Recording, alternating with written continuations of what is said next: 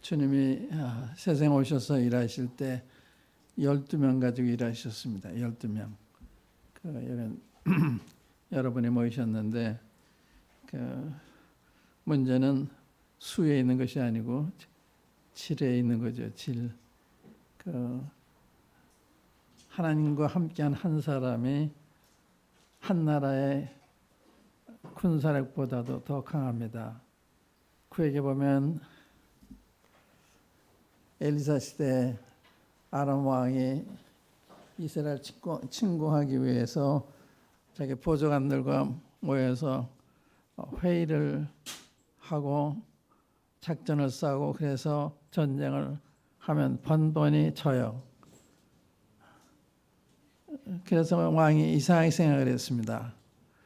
혹시 우리 가운데 첩자가 있지 않나? 그때 한 신하가 하는 말이 그게 아닙니다. 이스라엘에는 왕이 침실에서 하는 이야기도 다 아는 분이 있습니다. 그래? 그분을 잡으러 가자. 전군을 동원했어요. 그래, 엘리사를 잡으러 가는데 그 종인 기하시가 아람 군대들이 까맣게 오는 거 보고서 막 두려워해요. 그때 엘리사가 우리 함께한 자들이 저도 함께한 자들 더 많다고 그 눈을 밝혀달라고 그랬을 때 그 엘리사를 둘러싸고 풀말들이 꽉 차 있었어요. 보이지 않는데 눈이 밝게 하니까 이제 보였는데 그 다음에 병사들이 가까이 왔을 때 엘리사가 저들의 눈을 어둡게 해주십시오. 그게 다 소경이 된 거예요. 그래서 엘리사가 그들을 안내해서 눈을 뜨게 하니까 사마리아 한 복판에 온 거예요. 그때 엘리사가 잘 먹여 보냅시다 왕한테 그래서 잘 먹여 보냈는데 한 나라의 군대가 주님 관계 한 사람한테 치잖아요. 무슨 말인지 아시겠어요? 그러니까 하나님의 나라, 하나님의 교회는 숫자가 문제가 아니고 하나님과 함께하는 사람이 있느냐 없느냐 여기 관계가 있어요. 이걸 우리 이제 참여인들에게 적용을 해서 한번 생각을 하면 우리는 이제 우리의 환경 이것을 하나님 편에서 생각을 해야 되는데 하나님 잊어버리고 그저 나 혼자 우리끼리 생각을 해요. 다시 말하면 내가 누구냐? 주님이 왜 나를 만드셨느냐? 이런 질문 안 하잖아요. 왜 하나님이 여자를 만드셨어요?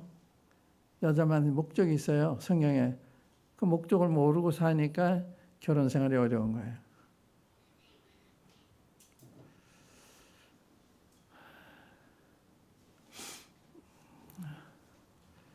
어느 노신사가 저녁에 선을 때 산책하는데 어느 청년이 차를 몰고 가다가 고장이 나가지고 후드를 열고서 엔진을 고치려고 애를 쓰는데 이분이 가서 보면서 여보게 내가 도와줄까? 그러니 괜찮아요. 그래 한참 갔다가 1시간 이상 걸린 후에 또 오는데 보니까 여전히 고치고 있는 거예요. 그래 그 청년한테 내가 도와줄까? 그러니까 이제 안 되니까 도와주십시오. 그분이 엔진 나사를 하나 튼 다음에 시동 걸어봐라 됐어요. 그분이 그 자동차를 제작한 포드시예요. 포드 차 있죠. 그 제작한 사람 때문에 자세히 아는 거예요. 차에 대해서. 우리를 제작한 분이 누구예요? 하나님이시죠. 하나님이 제일 잘 아시냐? 나를, 우리 가정을 하나님 앞에 여쭤봐야 돼요. 하나님 왜 저를 여자를 만드셨어요? 왜 결혼해서 이 남자를 만나게 하셨어요? 다 하나님 뜻이겠어요. 다 섭리예요. 우연이라는 것은 없습니다. 성경에 보면 찬사 한 마리가 땅에 떨어진 것도 너희 천부께서 허락지 않으면 안 떨어진다. 너희는 머리카락이 다 세신바 되었나니 두려워하지 말아라. 그러니까 우리에게는 사소한 일도 다 주님의 허락 없이는 우리에게 안 오는 거예요. 이게 우연이 없는 거야. 우리 편에 생각할 때 우연이지 하나님 편은 다 하나님 계획 속에서 일어나는 일들이에요. 그게 역사예요. 그래서 내 현재의 위치, 현재 상황 이게 다 하나님 섭리 가운데 있다. 저희 집에 제 아내 도와주는 간병인 자매가 있는데 예레미야에 대해서 내가 너를 복중에 짓기 전에 너를 알았다. 네가 태에서 나오기 전에 너를 이방인의 선지자로 세웠다. 이 감동을 받은 거예요.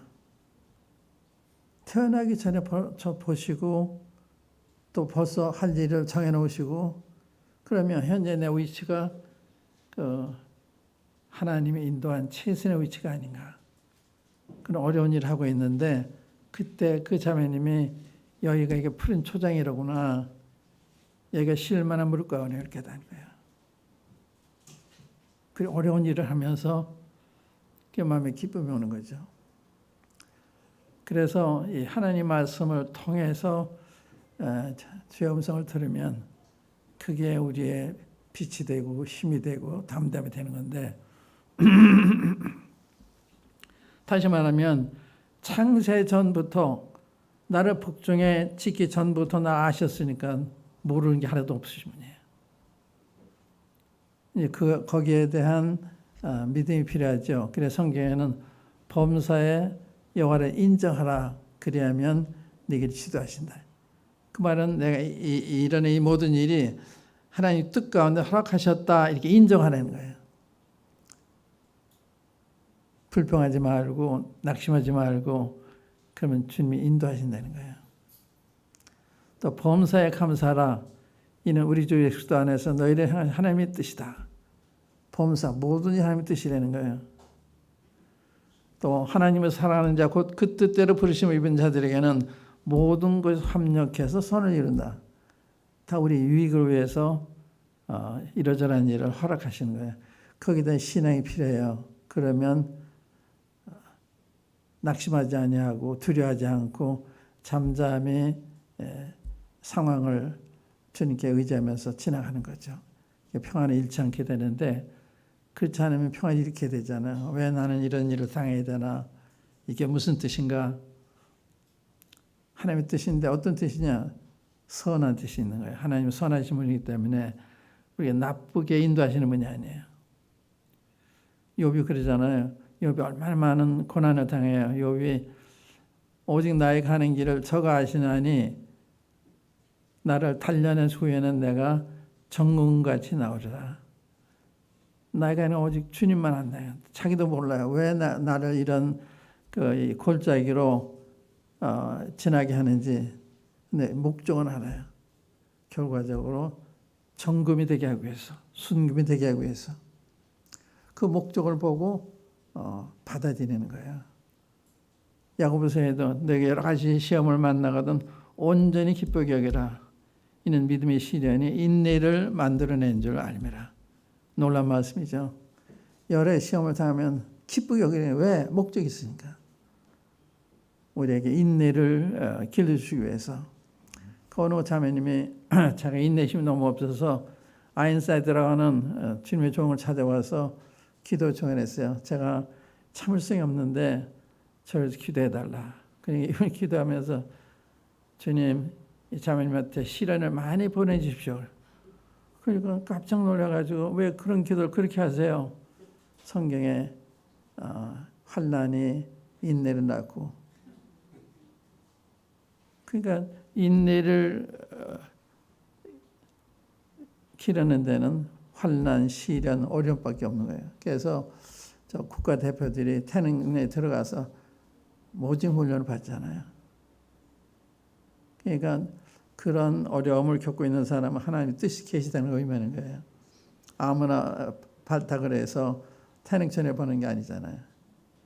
그러니까 여러분들이 이제 그런 하나님의 목적 가운데 있기 때문에 여러분들이 원치 않는 그 모든 일을 당하게 하시는 것이기 때문에 그거를 하나님 뜻을 받아들이는 이게 믿음이거든요. 그러면 나중에 알게 돼요. 이런 목적이 계셨구나. 나한테 필요한 과정이었구나. 이제 이런 걸 알게 되는 거거든요.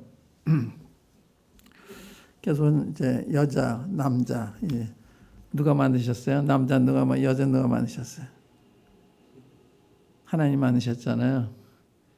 여자는 왜 만드셨어요? 남자의 배필을 남자를 돕는 자. 내가 너를 위해서 돕는 배필을 지으리라. 여자 하나님께서 남자의 배필로 지으신 거예요. 그래서 배필이 될 때 가장 행복한 거예요. 위치니까. 위치에서 벗어나면 불행해지는 거예요.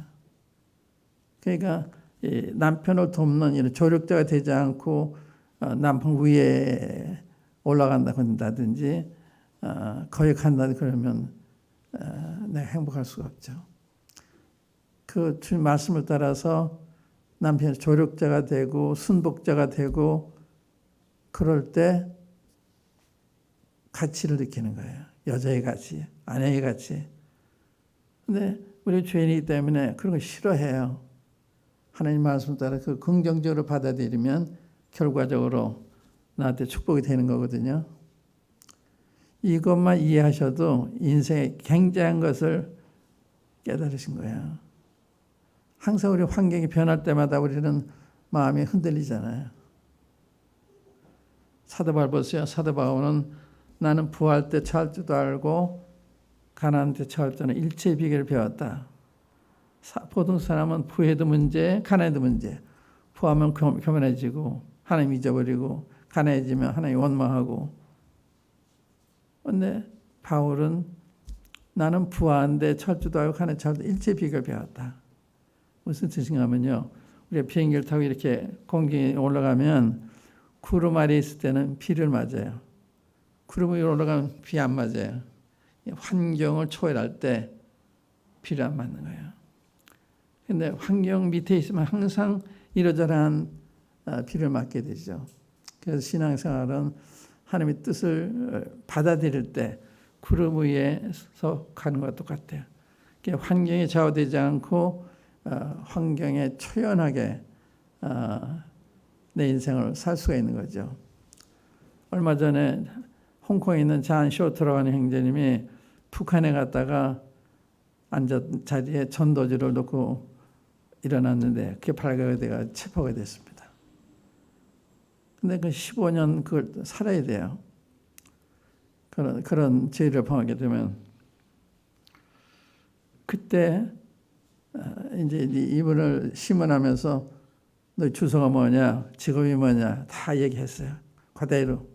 그 홍콩에서 출판사래요. 이 기독교 서적 출판한 일을 하시는데 그대로 주소 그대로 얘기했어요. 근데 그걸 벌써 홍콩에 간첩들이 있는 거예요. 금방 그분의 이 출판사로 신문 기자들이 온 거예요. 그러니까 이 북한의 정보력이 대단하더라. 이분이 그랬어요. 그리고 자기 아들이 군인인데 호주에 있는데 자기 아들이 사는 집은 조그만 소도시래요. 거기도 얘기했는데 거기도 금방 연락이 온 거야.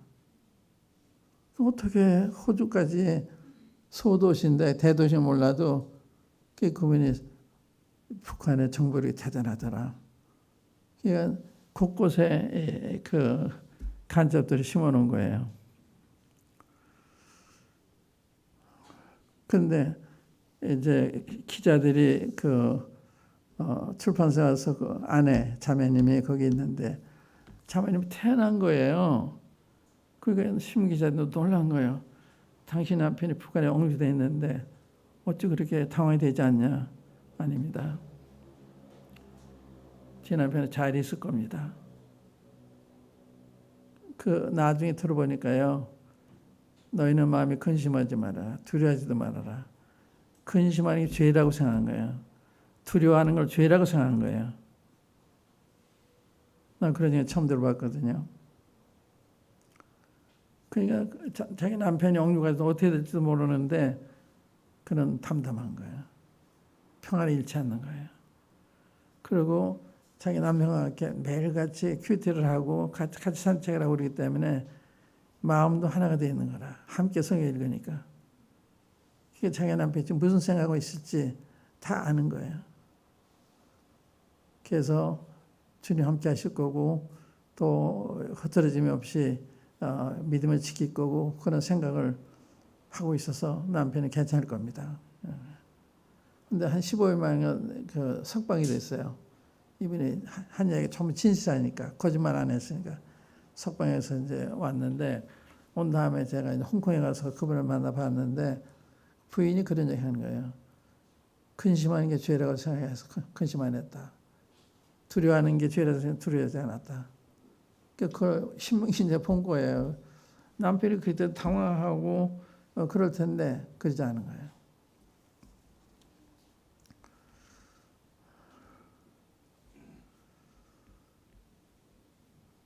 그래, 이 믿음이라고 하는 건 대단한 거죠. 믿음이니까 막연히 그냥 심리적으로 그렇게 하는 게 아니에요. 하나님 말씀이 있잖아요. 근심하지 말아라, 두려워하지 말아라. 내가 너희와 항상 함께 하겠다. 난 너를 버리지도 않고 떠나지 않게. 이게 내 약속이라고요. 그러니까 우리가 그렇게 하는 것은 우리가 심리적으로 날 위로하게 그런 게 아니고 하나님 약속이 있는 거예요. 그 말씀 안 믿기 때문에 불안한 거예요. 그래 두려워하는 거예요. 말씀 믿으면 왜 두려워해요? 근데 이제 두려워하는 이유는 주님과의 관계가 깊지가 않기 때문에 쉽게 흔들리는 거예요. 말씀 가운데 주님과의 깊은 사귐을 가지고 있으면 또 주님이 어떤 분인 걸 잘 알고 있으면 그 주님에 대한 생각으로 자기 마음을 지키게 되니까 두려워할 일도 두려워하지 않는 바울과 실라가 빌립보에 가서 복음 전하다가 대기에 얻어맞고 감옥에 갇혀서 발이 착고에 쳐져 있었는데 그들이 찬송하며 기도하잖아요. 어떻게 왜 찬송할 수가 있었을까? 그리고 매를 맞고 발이 착고에 채워져 있고 그런 하나님의 그 섭리, 하나님의 하시는 일에 대한 믿음이 있는 거야. 하나님이 전능하신 분이고 나를 가라 그래서 왔는데 이런 일을 당하는 것도 하나님 무슨 뜻이 계실 것이다. 그러니까 기뻐하며 기도한 거예요. 한밤중에 됐는데 지진이 나서 간수가 선생대로 내가 어떻게 구원 얻으리까? 주 예수를 믿어라. 그럼 너가 내 구원. 그래서 이 사람을 구원하려고 당신이 종을 감옥에 보낸 거예요. 그게 다 뜻이 계신 거라고요. 우연한 게 아니고. 그래서 우리가 어떤 일을 당해도 이해가 안 가도 주님의 선한 뜻이 계시다면 틀림이 없어요. 그래서 저는 이런 어려운 일을 당할 때 결과는 좋을 거다 이렇게 생각해요. 누가 어떤 일을 당해도. 주님이 천한 목적 없이 그런 일을 당하게 하신 것이 아니니까. 그래서 여러분들이 이제 그 남편의 그 아내가 됐는데 여자가 굉장히 중요해요. 제가 나이가 들수록 참 하나님이 여자를 만드신 게 참 감사하구나. 여자 없으면요 남자는 삭막해요. 여자는 자기 앞가림을 하지만 남자는 못해요. 여자 없으면 참 불쌍한 게 남자잖아요. 근데 남자들이 이걸 잘 몰라요. 아내한테 잘해야 되는데 아내한테 섭섭하게 하면 나이가 들면 아내가 핍박할 수도 있어요. 젊었을 때 하물에 나 그거 봤어요. 옛날 6.25 때 그 고아들을 돌보던 분이 있었어요. 연세가 나보다 아버지 뻘 되는 분이었는데 고아를 자기 집 자녀들과 똑같이 기른 거예요. 그걸 그렇게 고생을 많이 한 거죠. 처자들이 고생 많이 했기 때문에 원망이 심한데 미국에 와서 잘 사는데 그 생각이 나면 화가 나는 거예요. 그 남편을 핍박하는 거예요.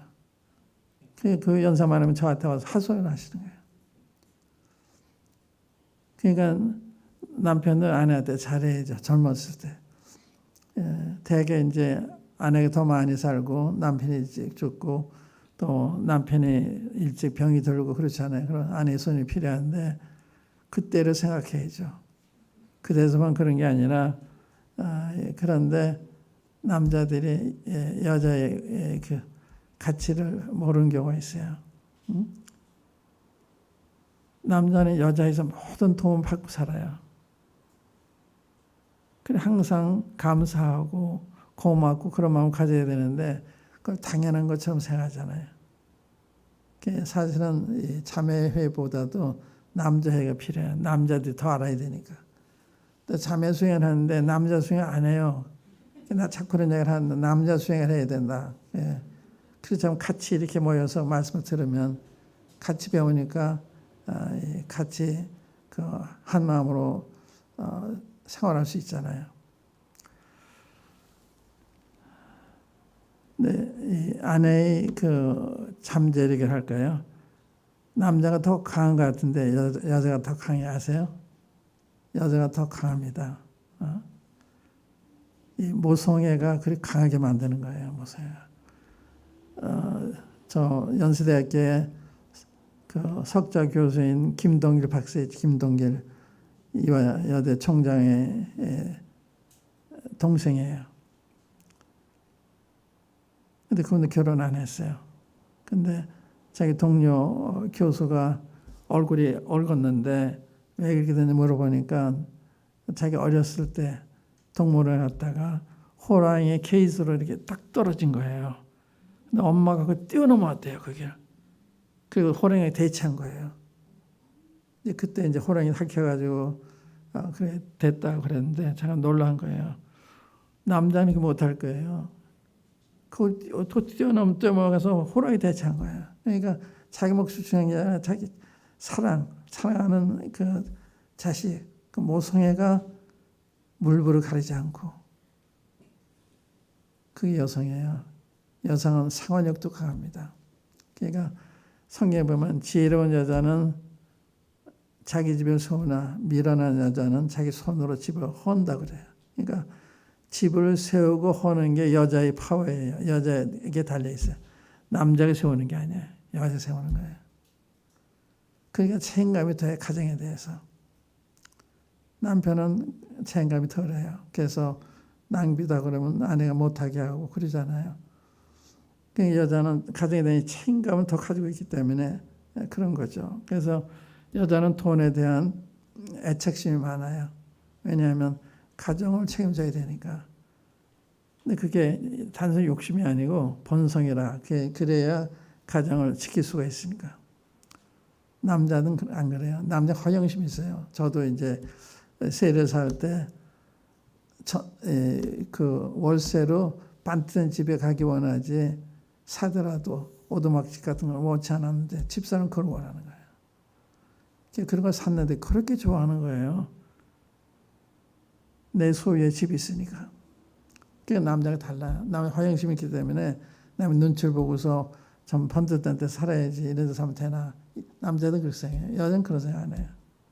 내 거 이거 생각하는 거거든요. 여자는 굉장히 강한데 그래서 여자에게는 남자가 없습니다. 제가 아는 태권도 8단 형제가 있는데 아내한테 꼼짝 못해요. 그래서 여자에 끌려 다니지 않는 남자가 없어요. 묘한 거예요. 여자가 힘이 없는 것 같아도 힘이 세요. 그래서 세상을 다스리는 것은 남자지만 그 남자를 다스리는 게 여자라고 그러잖아요. 그러니까 여자가 굉장히 큰 기여를 하는 거예요. 인생에 있어서, 나라에 있어서. 그래서 여자가 가정에서 존중을 받고 그 타고난 재능을 발휘할 수 있도록 이렇게 격려하면 큰 일이 벌어져요. 교회에서도 마찬가지예요. 교회에서 우리는 잠잠하라고 하기 때문에 자매들 공개 활동하는 걸 지나치게 제한하는 경우가 있는데 그건 잘하는 게 아니에요. 격려해서 자매들이 교회 일에 참여하면 그때 부흥이 일어나요. 제가 얼마 전에 이제 그런 생각 가지고 자매님들을 만나자고 그랬어요. 좀 가정에 사는 것처럼 자매님들 교회에서도 그 주부의 역할을 능동적으로 해면 좋겠다. 그랬더니요, 사실 자기도 그 이야기를 하려고 왔대요. 그래서 자매님들이 이제 교회 그 사무실 구조라든지 또 가구라든지 이런 걸 다 바꿨어요. 아주 바뀌었어요. 자매님들이 자유를 주어지니 그러냐 하는 거예요. 남자가 보는 거 여자보다 달라요. 여자는 가정을 꾸미는 능력을 가지고 있는 남자는 없어요. 그래서 여자가 그렇게 규모 있게 기회를 주면 큰일 하는데, 기도하는 걸 봐도요, 여자는 마음으로부터, 감성적이 된 마음으로부터 기도를 해요. 남자들은 입으로부터 기도를 많이 해요. 그러니까 자매님들이 기도하는 사람은 참 감동이 돼요. 더 신령해요, 자매님들이 형제들보다. 그래서 그런 잠재력을 교회가 알고 자매들 격려하면 굉장히 좋은데, 그런 부분 못할 경우가 많이 있죠. 제가 지금 말씀드리려고 하는 것은 이제 자매님들의 위치가 뭐예요? 배필이잖아요. 그럼 내가 최대의 배필이 돼야 되는데 어떻게 하면 되느냐? 잠언 31째 보면 누가 현숙한 여자를 찾아왔겠느냐? 그 값은 진주보다 더하다. 진주보다 더하다는 게 영어 표현이 뭐냐면 루비보다도 훨씬 더하다. 여기 뭐 far above 이래요. rubies. 그러니까 루비보다 훨씬 더 되게요. 당연하죠. 그러니까 현숙한 여자, 보석이죠, 보석.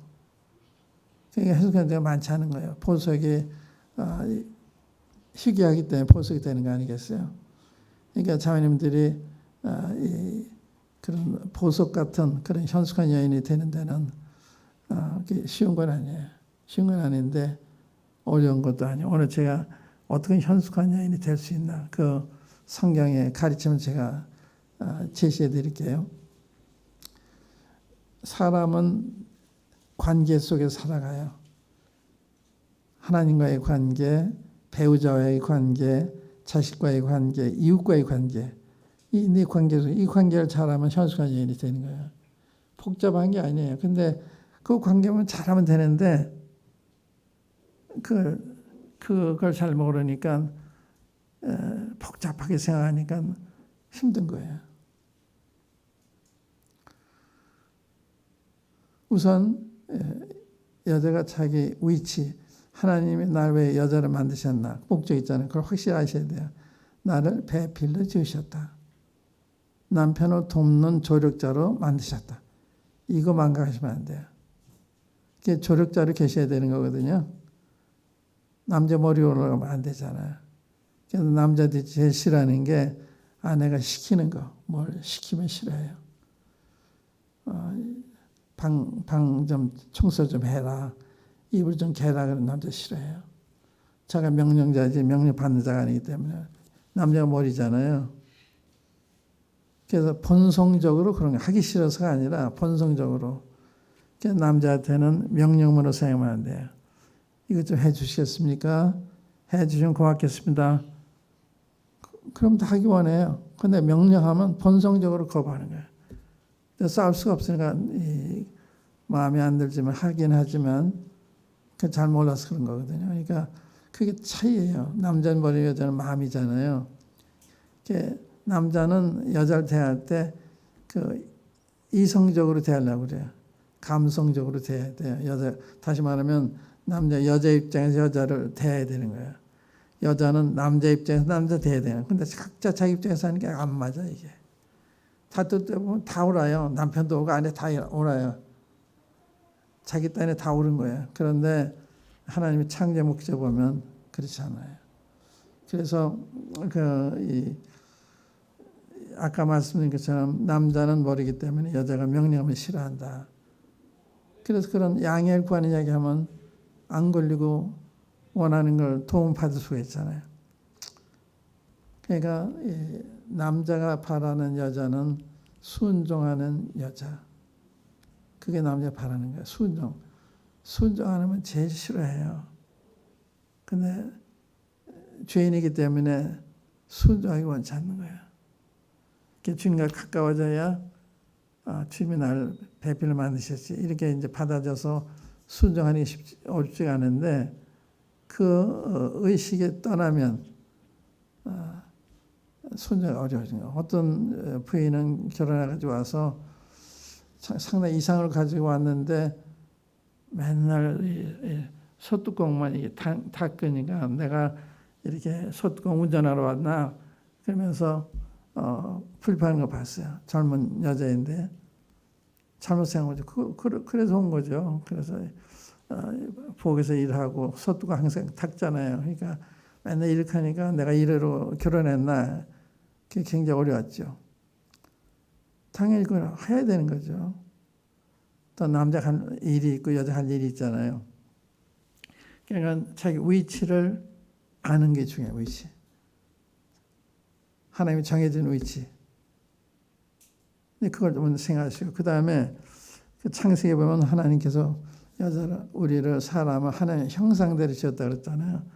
남녀가 다 똑같은 하나님 형상에 지어졌어요. 그 말은 무슨 뜻인가 하면 하나님과 더불어 살도록 만드신 거예요. 하나님과 더불어 살지 않으면 우리 마음이 공허해져요. 공허해지기 때문에 채워야 되기 때문에 욕심이 생겨요. 그래서 욕심이 생기는 거예요. 욕심, 이기심, 허영심 이게 다 하나님 멀리 떠나기 때문에 이거 채워야 되니까.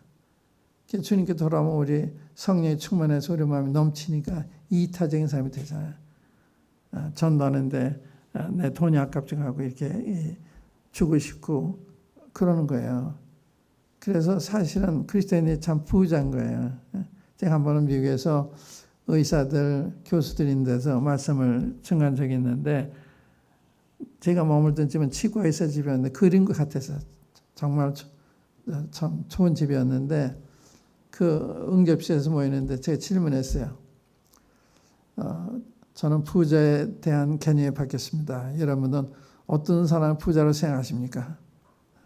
갑자기 질문 받는 건 대답 못하죠. 돈 많은 사람이 부자입니까? 아닙니다.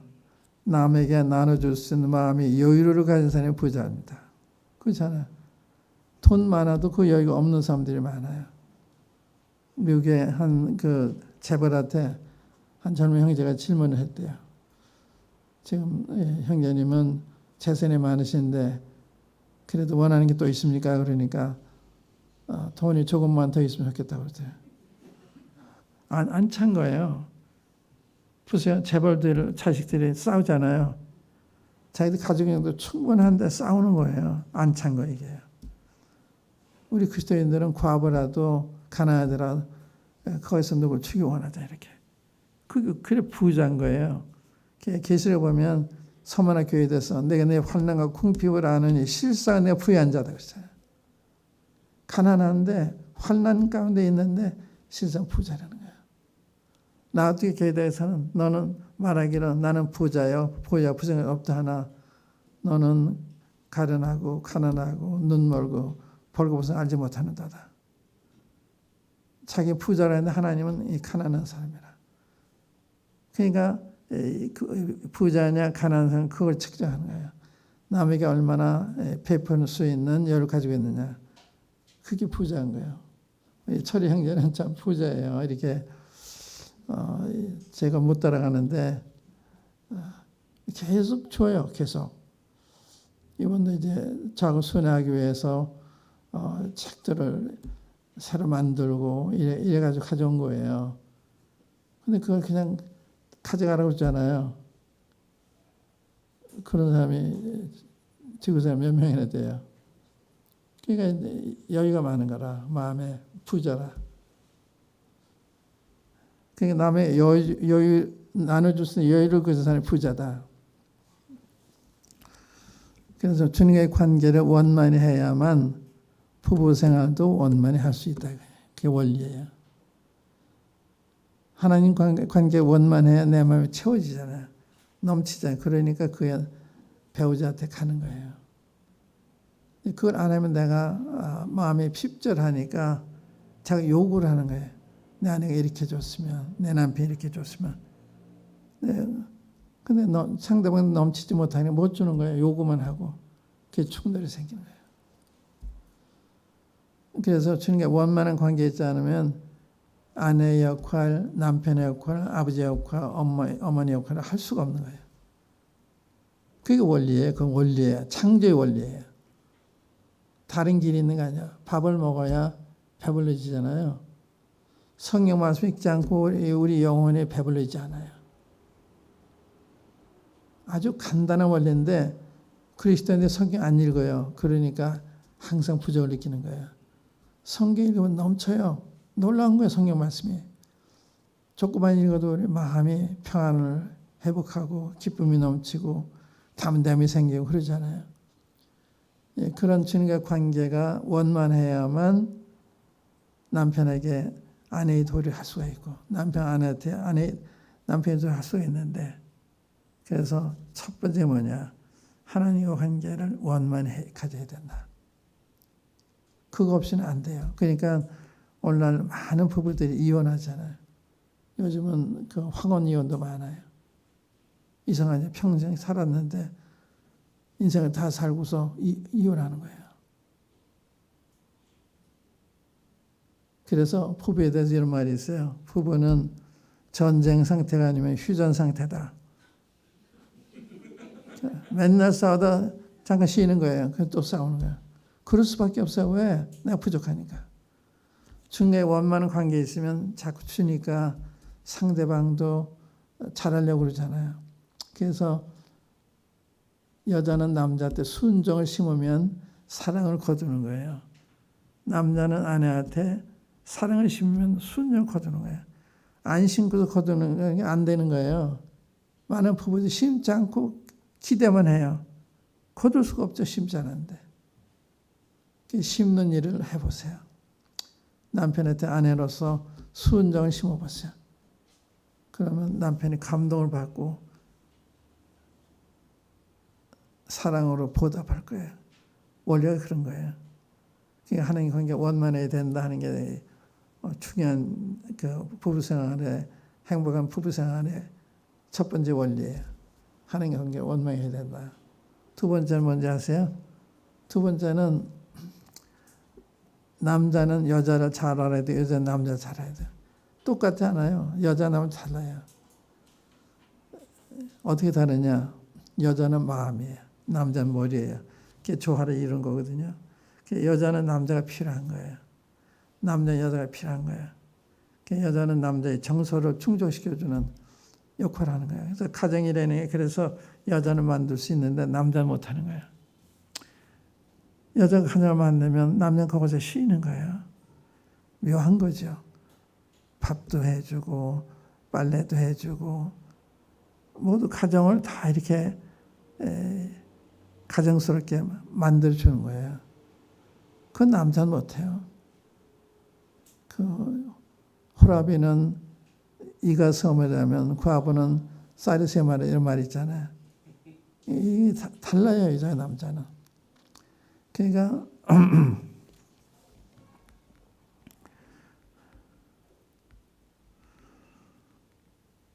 여자가 그냥 고마운 존재. 남자한테는 밥도 지어주죠. 빨래도 해주죠. 가정과 가정답게 꾸며주죠. 참 신기해요. 저는 내가 들으면서 항상 주목해요.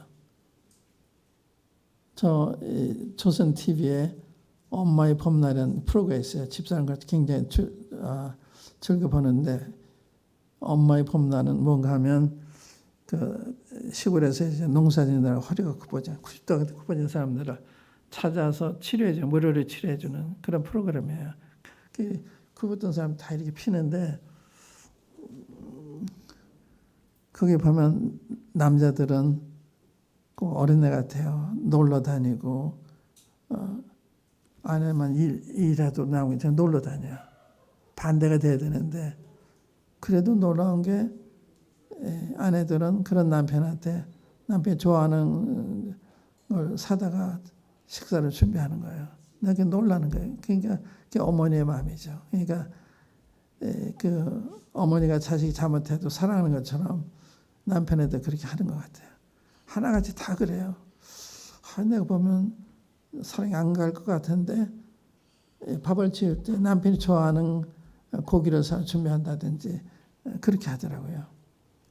그 여자의 마음이, 여자는 엄마의 마음이 있잖아요. 아내의 마음이 있어서 남자들 돌보는 거예요. 남자가 말 안 들어도. 그러니까 여자 참 훌륭하잖아요. 이렇게 남자 보살피니까. 그래서 여자는 남자를 잘 알아야 되는데, 그래서 이 남자한테는 절대 명령하지 마십시오. 그건 손해나는 거예요. 그리고 주장하지 마세요. 주장하면 손해나요. 자꾸 주장하면 남자는 오기로 나중에 얘기도 안 해요. 자기 주장하니까. 그런데 아내가 남편한테 겸손한 위치를 취하면 남편이 자꾸 묻죠. 자기 혼자서 불안하니까. 제가 여기 제 안에 좀 얘기 좀 할게요. 전 이걸 저희 모임에서도 얘기를 하고 이제 기회 때마다 자매 얘기를 하는데, 그게 이제 그 부인들의 도움이 되니까 제가 제 아내한테 그래요. 내가 나 된 것은 주님 다음으로는 당신입니다. 당신 나의 은인입니다. 이게 무슨 뜻이냐? 결혼했는데 집사람이 저한테 중요한 말을 했는데, 사람은 사람이기 때문에 귀하지 않냐. 사람은 사람이기 때문에 귀하다는 거야. 그 사람의 어떤 사회적인 배경이라든지 재물이라든지 그것 때문에 귀한 게 아니라 사람이기 때문에 귀하다. 그건 맞는 말이죠. 내 마음에 사람을 차별한 마음이 안 생기잖아. 모두 다 똑같이 귀하게 여기는 마음이 생기니까 그 사람이 장애인이든 가난한 사람 상관이 없는 거예요. 다 귀한 거예요. 만약 그거 제가 배우지 못했다면 주의 종으로서 얼마나 많은 실수를 했겠어요. 제 인기의 바탕을 만들어줬어요. 그 다음에 제가 이제 그 형제들에서 조금 섭섭한 마음이 있어 그런 얘기를 하면요. 집사람이 누군가가 감당하는 사람이 있어야 되지 않겠어요? 그래요. 나보고 당신이 감당하시 그것도 아니고 누군가가 자꾸 섭섭하다 그렇게 얘기하면 끝이 없다 이거죠. 그게 제 인격의 요소가 된 거예요. 내가 형제들한테 이야기 소문을 퍼뜨리면 누가 저하고 상담을 하겠어요. 중요한 걸 저한테 가르쳐 주는 거예요. 그 외에도 많은데, 예를 들면 제가 고등학교 다닐 때 신세진 가정이 있어요. 네, 집사람이 찾아가세요. 그 이후로 추석 때만 되면 과일 한 상자에다가 용돈 10만 원 이렇게 드리고 오는데, 그건 제가 할 일이 제 아내가 할 일이 아니잖아요. 제 아내가 그렇게 하는 거예요. 그러니까 제가 할 도리를 저 스스로 못하는 거 제 아내 때문에 하는 거예요. 그러니까 그 집 아들이요. 난 이렇게 다니면서 낮에 가는 게 아이들은 직장에 가고 그래서 못 만났는데, 제가 집사람 때문에 미국으로 떠날 마지막 주일에 그 집 아들이 교회에 나타났어요. 우리 저보고 형이라는 형이 어느 교회에 다니기에 이렇게 훌륭한가 이렇게 생각했나. 그러니까 한번 교회 와보기 원했던 거예요. 왔어요. 여기도 없이 수소만 찾아가지고 왔어요. 감동이 된 거예요. 그 다음에 이제 저희 형님과의 문제인데, 형님이 고지서가 좋으신 분이에요. 그런데 집안에 이런 일이 있었어요. 우리 첫째가 결혼하고 둘째 결혼할 때 우리 형님이 떡을 준비하겠다 그랬대요. 이제 둘째 결혼 날짜 가까우니까 전화하더라고요. 큰아버지 떡을 좀 해주면 고맙겠다 하니까 못하겠다 그랬어요. 우리 형님이 못하겠다. 저도 옆에서 화가 나더라고요. 우리 유산도 한번 얘기한 적이 없어요. 유산에 대해서. 그럼 결혼 비용을 다 부담해도 되는데 떡 하나 해주는 거 못한다고 그러니까 제가 섭섭하잖아요. 근데 집사람이 한 번도 우리 형님에 대해서 원망한 얘기 한 적이 없어요. 항상 칭찬해요. 큰아버지 같은 분이 어디 계세요? 그래요. 저희 형님 고지식하니까. 또 때만 되면 생신 때라든지 명절 때 선물 사서 보낸 거예요. 그러니까 우리 형님과 아주머니 우리한테 잘해요. 지금까지. 그 사람이 덕이라. 그 사람이 그렇게 하니까 지금 한 번도 저희 형님에 대해 원망한 적이 없어요. 우리 큰아이가 직장 가졌을 때 너 주급을 타면 큰아버지한테 헌금을 해라. 저희 우리 형님 댁에서 모여요. 그 온양에 모임이 있는데 거기 염치 모임이라는데 거기 모이는데 집세하는데 돈이 필요하니까 거기로 헌금해라. 그렇게 했어요. 저는 놀라죠. 이 집사람에 대해서. 그러니까 제가 그 사람 통해서 의무의학을 배운 게 많아요. 내가 나된 것은 주님 다음으로 당신이야 내가 그래요. 진심이죠. 진심. 내가 실제로 그런 도움을 받았기 때문에 정말 배필이 된 거죠. 제 아내가. 저는 부정이 참 많은 사람인데 제 아내 때문에 이제 그런 면에 보충을 받았다 할 수가 있죠. 그래서 이 자매님들이 하나님께 원만하면 얼마나 훌륭한 사람이 되는지, 현숙한 여인, 루비보다 훨씬 훌륭한 값진 이런 사람이 되는 거예요. 아까 네 관계라고 그랬는데 첫 번째는 하나님과 관계. 고운 것도 거짓되고 아름다운 것도 헛되나 여호와를 경외하는 여자는 칭찬을 받을 것이다. 하나님 경외하는 여자. 이게 여자의 미예요. 여자의 미. 남자 여자를 좋아하는 이유는 아름답기 때문에 좋아하는 거예요. 근데 아름다움이 피부에 있는 게 아니에요. 그 사람 인격에 있는 거예요. 그 마음에 있는 거예요. 그러니까 하나님을 경외하는 여자처럼 아름다운 여자가 없는 거죠. 하나님과 함께 원만해야 남자들이 존경하고 사랑하는 아내가 된다. 그걸 보니까 남편이 어떻게 그 아내 존경하지 않을 수가 있겠어요. 근데 두 번째는 배우자와의 관계, 남편과 관계인데 남편에게 칭찬받는 아내가 돼야 돼요. 현숙한 일이 되려면. 한번 잠언 31장 열어보시겠어요? 31장.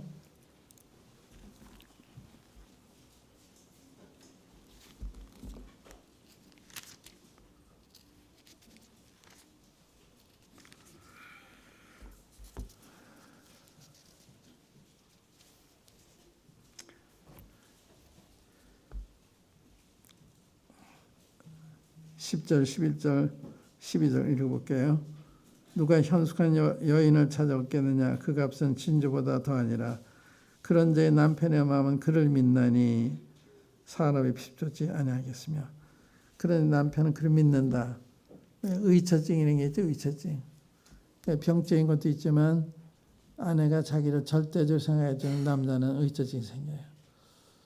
나를 절대적으로 생각하니까 딴 남자 생각하면 어떡하나 이런 의심이 생긴 거예요. 그런 의심하지 않도록 평소에 나는 당신밖에 없습니다. 당신이 제일입니다.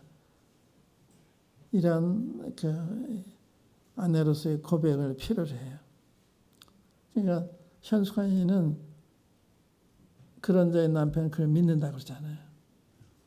평생 하는 게 변함이 없는 한결같은 그런 걸 봤기 때문에 그런 건데, 저 여기 남원에서 저 서북정자님 있잖아요. 그때 외국에서 손님 오셔가지고 갔는데 그날 지리산 관광시켜준다고 남원 성도라고 이제 기가에 나왔는데 누가 누구를 안내하고 배치하는데 자매가 운전하고 저 앞으로 쭉 가더라고요. 그래서 내가 서북정자님한테 자매님 벌써 갔어요. 그러니까 안 갔대요. 나 가는 걸 봤는데 안 갔대요. 나중에 보니까 안 갔더라고요. 그걸 보면서 서북 자매님 아내는 남편 허락 없이는 마음대로 행동 안 하나 보다. 그러니까 자식이 안 갔다는 거예요. 자기가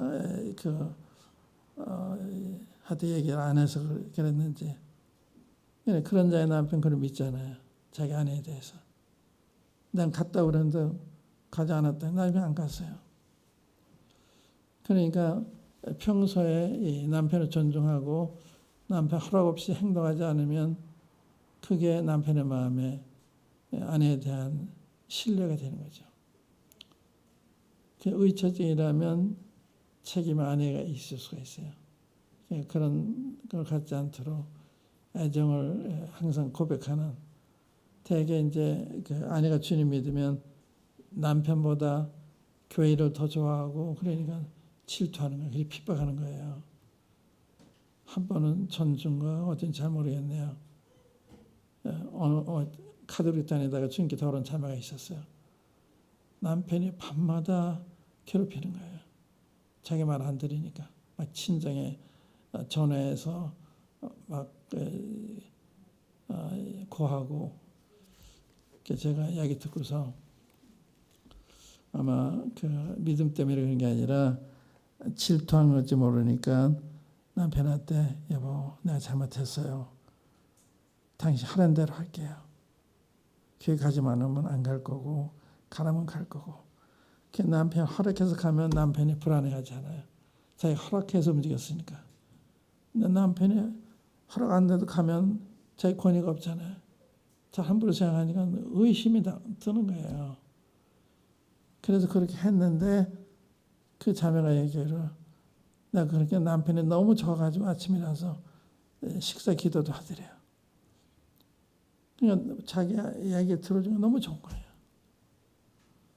그 남편은 자기 아내가 절대적으로 신뢰하고 순종해 줄 때 좋아하는 거거든요. 그리고 거역하면 남편은 불안해하는 거예요. 그런 걸 보이시면 안 되죠. 항상 난 당신밖에 없어요. 당신이 제일이에요. 이런 그 고백이 필요한데 그게 남편의 관계 안 좋아서 그렇게 안 할 수도 있는데 그거 왜 그런가 하면 중과의 관계가 원만치 않으니까. 중과의 관계가 원만하면요 아내가 사랑스럽게 보이는 거예요. 제가 그런 걸 극단적인 경우 둘을 봤는데 이분이 심리학자예요. 심리학을 전공하고 목사님하고 결혼했는데 결혼 생활이 잘 안 되는 거예요. 그래서 합의를 했어요. 우리가 1년 동안 별걸 합시다. 우리가 다 공부를 끝내야 될 사람들이니까 공부를 끝내러 간다고 그러면서 별걸 합시다. 합의를 했어요. 그러고서 1년이 지난 다음에 어떻게 해야 되나 합쳐야 되나 이대로 이혼을 해야 되나. 그때 어느 분의 소개로 저를 만났어요. 자기 결혼 생활 전부를 얘기했어요. 제가 얘기 듣는 다음에 선생님 초점을 남편으로부터 하나님께로 옮겨보십시오. 그리고 제가 책 2권을 드렸는데 그 하나가 행복한 남편의 아내가 되는 비결이라는 책이에요. 지금 품절이 됐는데 제 때부터 있던 분들 그 책 가지고 있는 분들 이렇게 행복한 남의 아내의 비결 그걸 읽고서 제가 돌려달라고 그랬어요. 미국에서 책이 귀하니까 돌려달라고 그랬지만 제가 안 읽었대요. 돌려달라고 그런 다음에 읽다가 2번째 장에서 자기가 죄인인 걸 발견해 회개를 한 거예요. 회개하고 나니까 자기 남편이 존경스럽기가 예수님보다도 막 이렇게 얘기하는 거예요. 남편 하나도 변하지 않았잖아. 여자가 변한 거야. 이렇게 생각하면 돼요. 엄마한테 자식이 왜 귀여울까요? 모성애가 있기 때문에 귀여운 거예요. 모성애가 귀엽게 보이도록 하는 거예요. 그러니까 우리 마음에 아가페 사랑이 임하면 성령의 열매잖아요. 성령의 열매 사랑과 희락과 그 화평과 성령의 열매인데 성령 안에 들어오시면 그 사랑이 임하는 거예요. 그 눈으로 보니까 남편이 존경스러워 귀하게 보이는 거예요. 그러니까 내가 사랑이 없기 때문에 상당히 밉게 보이는 거예요. 내 마음에 미움이 있기 때문에. 사랑이 있으면 미운 사람도 사랑스럽게 보이는 거예요. 그러니까 제가 판단하는 그래요. 사람의 문제의 원인의 99%는 자기한테 있다. 자기 상태가 나쁘니까. 상태가 좋으면 원수도 불쌍히 마음이 드는 거예요. 미운 게 아니라. 주님이 십자가에서 못 박히실 때 얼마나 비장하게 사람들이 주님한테 침뱉고 때리고 얼마나 그래요. 개미 같은 주님한테 한마디만 다 줄 수 있는 사람들인데 주님 뭐라 그래요? 아버지요 저도 용서해 주세요. 몰라서 그러니까요. 하나도 미운 마음이 없었던 거예요. 하찮은 사람이 창조 하나님을 그렇게 할 때 얼마나 힘드시겠어요. 그런데 사랑이 많으신 하나님 미운 마음이 없었던 거예요. 스데반도 그랬잖아요. 스데반도 돌로 쳐 죽임을 당할 때 주여 이 죄를 저들에게 돌리지 말아주고 그러잖아요. 하나도 미운 마음이 없는 거예요. 그러니까 우리 마음이 성령이 충만해서 사랑이 없느냐 있느냐 거기에 달려 있는 거지 상대방의 상태가 어떻다 거기에 달려 있는 거 아니에요.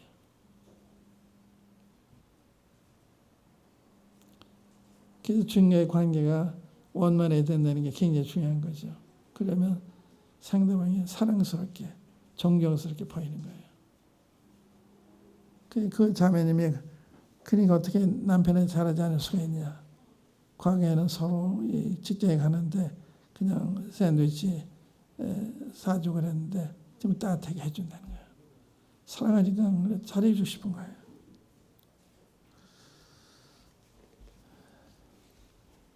하나님과 관계죠. 그래서 그런 자의 남편은 그를 믿나니 그 다음 구절 보시면 12절인가 12절 보면 그런 자는 살아있는 동안에 그 남편에게 선을 행하고 악을 행치 아니하느냐. 악이라는 게 없는 거예요. 선만 행하는 거예요. 이게 본성적으로 안 되는 거죠. 성령의 마음이 가득하니까 그렇게 되는 거예요. 그러니까 우리가 사랑하는 마음이 없는데 어떻게 사랑하겠어요? 성령이 내 마음에 충만하면 성령 열매가 사랑이기 때문에 그렇게 되는 거죠. 그러니까 원만한 결혼 생활은 성령에 충만하지 않고는 안 되는 거다. 그 원리예요. 그러니까 부부 생활이 어려운 거예요. 그 사랑 없이 하려니까 안 되는 거죠. 그 뒤에 보면 그랬어요.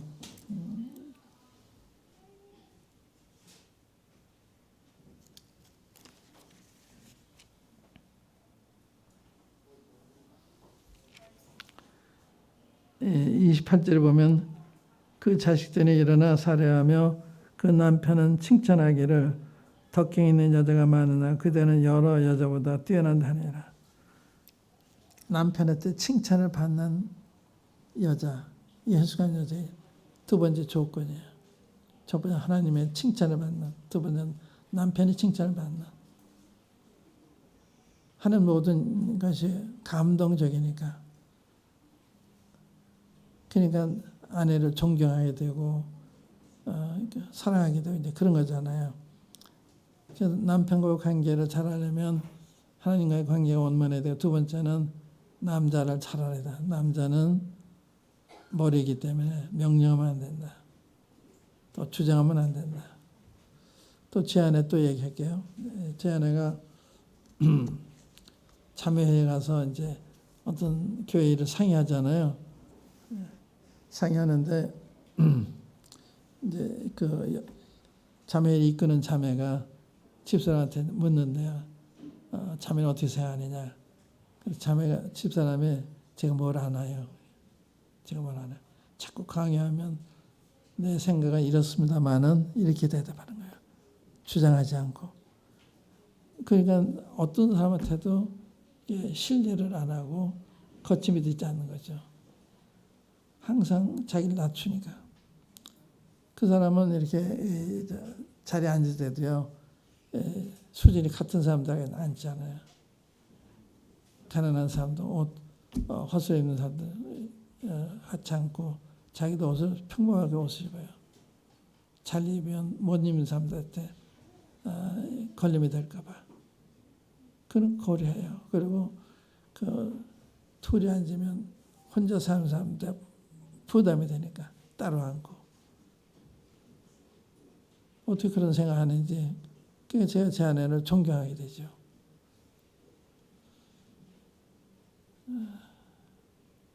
그래서 더욱이 남편 앞에서 주장하면 안 되고 제 의견은 이렇습니다만은 당신이 결정하세요. 그 남편한테 정권을 주면 남편은 더 물어요. 자기 생각이 완전히 안심이 안 되니까 자꾸 묻고 자꾸 참견하면 남자는 상의도 안 한다. 시간이 됐어요. 빨리 끝낼게요.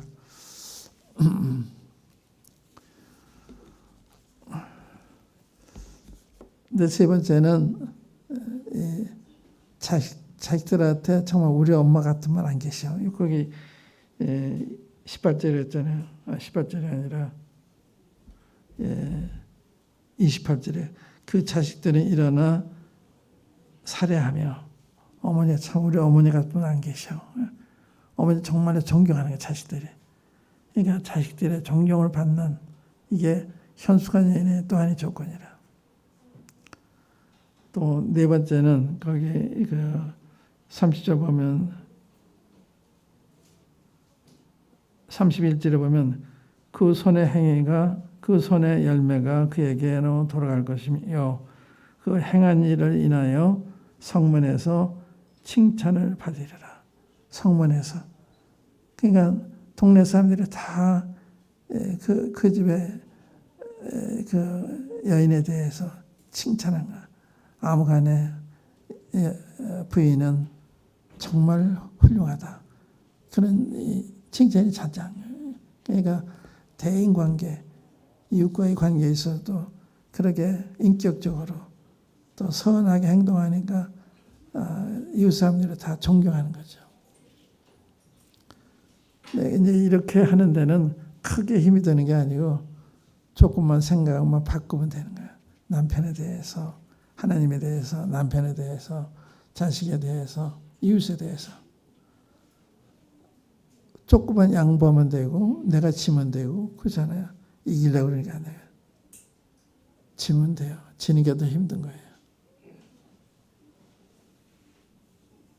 그런데 이기려고 그러면요 힘들어요. 지려고 그러면 쉬워요. 상대방의 나에 대해서 고마운 마음을 가지니까 내 아내가 화를 안 내가 저렇게 받아주고 있다 생각할 때 아내 고마운 마음이 드는 거죠. 그러니까 모든 것이 다 기회예요. 그러니까 자녀님들이 이런 내 관계 속에서 잘하시면 현숙한 여인이 되는 거예요. 크게 뭘 희생해야 되는 게 아니라 생각을 조금 바꿔서 하는 관계라 잘 매일의 단위로 말씀 읽고 기도하고 이럴 때 나도 모르게 변해가는 거예요. 제가 9살 난 손자가 있어요. 9살. 걔가 이제 큐티학을 매일같이 보내요. 걔 매일같이 보내요. 딴 애들도 그걸 하라 그러는데 그렇게 못하는데 9살에 많이 보내는데 오늘은 제가 살 거 보낸 거를 내가 우리 아들들, 딸, 며느리를 보냈어야 했더니 우리 큰 며느리가 참 훌륭하네요. 9살 아이가. 나는 잠언 몇 장 읽어서 이런 걸 배웠습니다. 이런 걸 배우면 놀라운 걸 배웠어요. 그렇게 배우다 보면 얼마나 훌륭한 사람이 되겠어요. 9살인데. 그러니까 성경 읽으면 성경 읽어서 뭘 배우면 사람이 변해가는 거예요. 배우면. 성경 안 읽으면 보는 게 없잖아요. 보면 배우게 되면 성경을 읽으세요. 그게 중요해요. 시간이 돼서 여기까지 해야 될 것 같아요. 그 얘기 다 못했습니다만은 자녀 교육에 대해 중요한 건데 자녀 교육에 대해서는 지금 얘기를 시작할 수가 없을 것 같습니다. 여기까지만 하고 또 이어서 또 남편들에 대한 얘기 하든지 또 다른 얘기 하든지 좀 기다려 보겠습니다. 어떻게 주님도 하실지. 이상입니다.